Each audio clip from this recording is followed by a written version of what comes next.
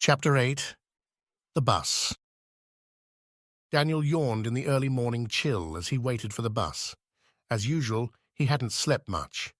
Daniel had always had trouble quieting his mind enough to sleep, and the discovery of the lines made it nearly impossible. The lines. What caused them? Were they always there but invisible? Was he the only person who had them? Were they dangerous?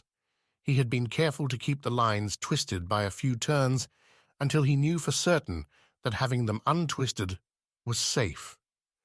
His thoughts were interrupted by the arrival of the school bus.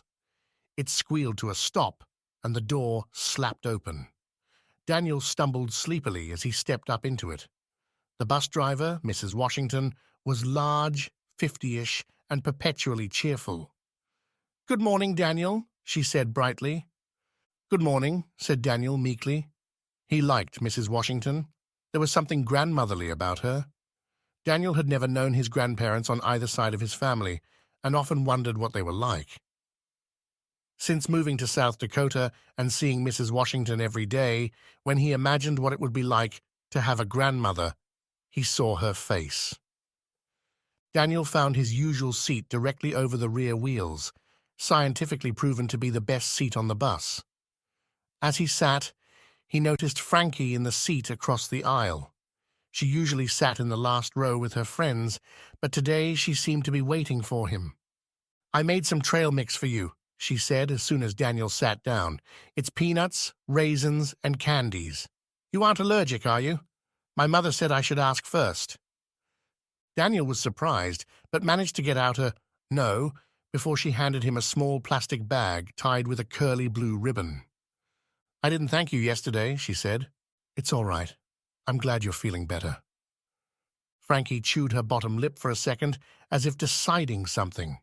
She jumped up from her seat, leaned in, and kissed Daniel on the cheek too quickly for him to flinch away.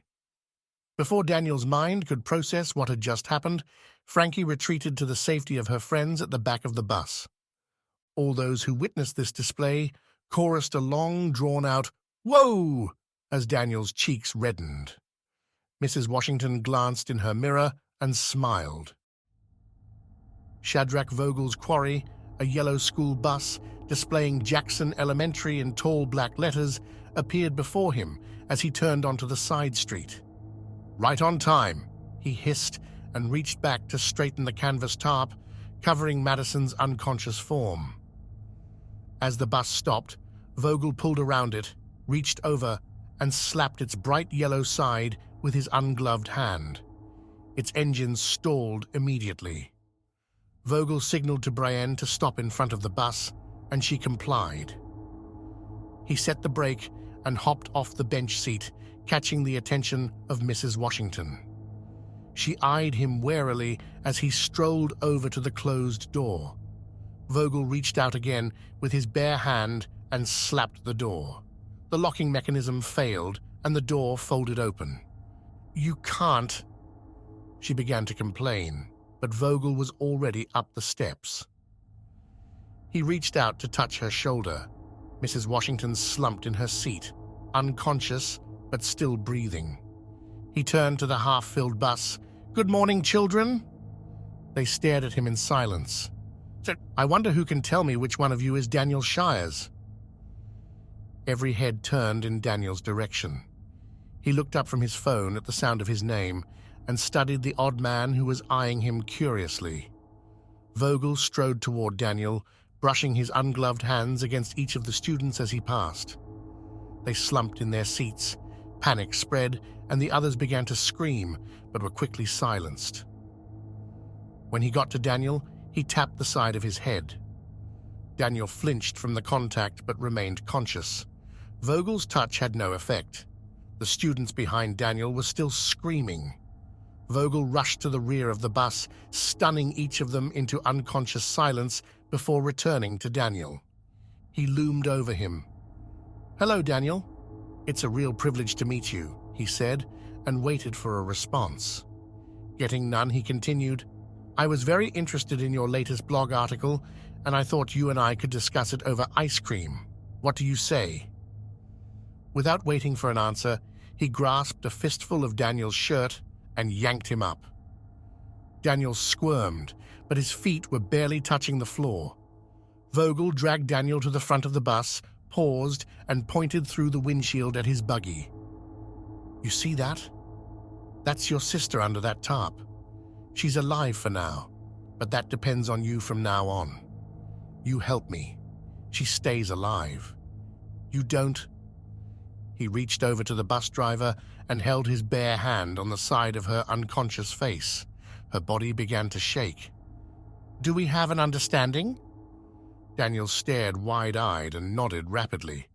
Vogel pulled his hand away. Mrs. Washington's body went very still. "Good," Vogel purred slowly and glanced back at the driver's pale face. "Oh dear. It looks like you were too slow to answer, Daniel. You've killed her. Oh well, some are weaker than others. Let's hope your sister is stronger. Now get going." He pointed to the buggy. Seeing the murder of Mrs. Washington before his eyes left Daniel's mind in a panic. He found himself following Vogel's orders without resistance as he was pulled down from the bus and over to the buggy. As Daniel climbed aboard, he glanced back at the bus and wondered if Mrs. Washington was really gone.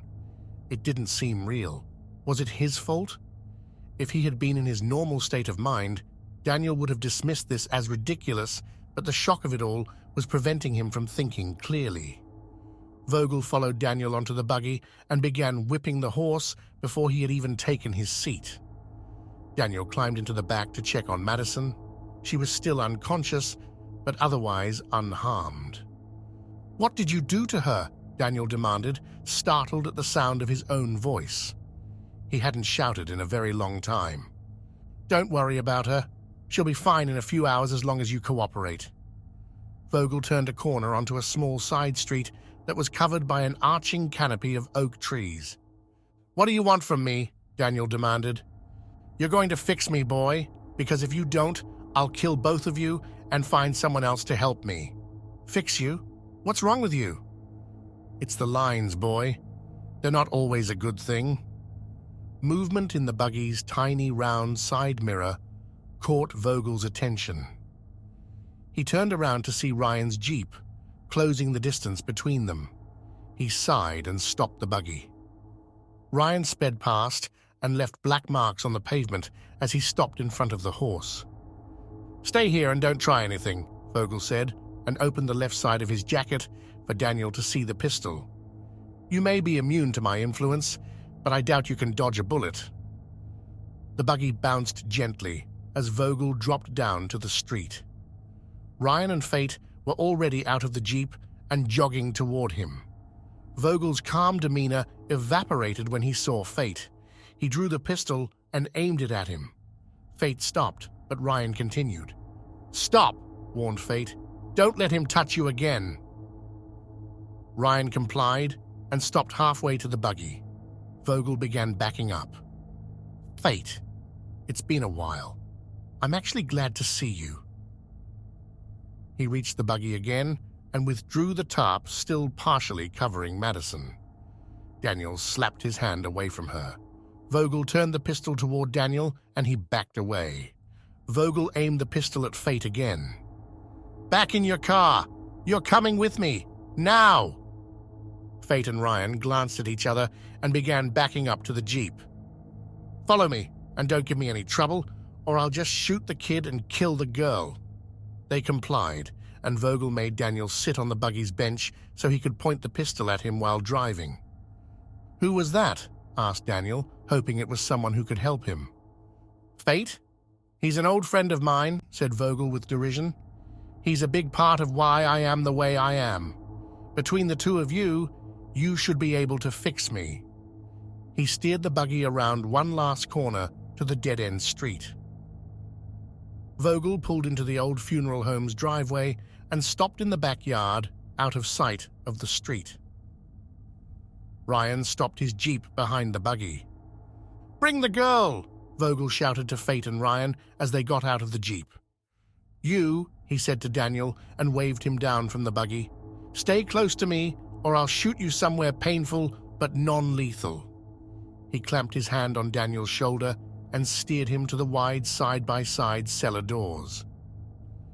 Vogel lifted the doors open, uncovering the cement steps that led down into the basement.